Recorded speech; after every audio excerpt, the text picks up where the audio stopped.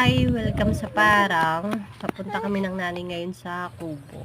Katatapos lang dito umulan, kaya yung daan niya mahamog. Ayan, napansin nyo mahamog din, naputik din yung daan niya. Itong kubo nila medyo malayo sa sa kalsada. So, habang naglalakad kami, nakakita kami ng puno ng liputi.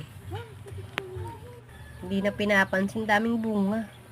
Siguro sa sobrang dami ng mangga, sawa sila sa maasim. Kaya, ayan. Ito may bunga dito.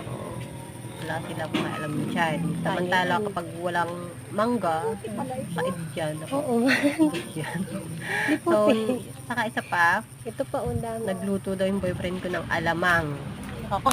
Excited ako na tingnan yun. Kasi masarap yun sa mangga. Pag yung hilaw, sasusaw sa alamang. Kinulang daw siya sa asukal. Ayan, ayan. Kinulang pa daw. Ayan, hayop. Binagkat na yata ito.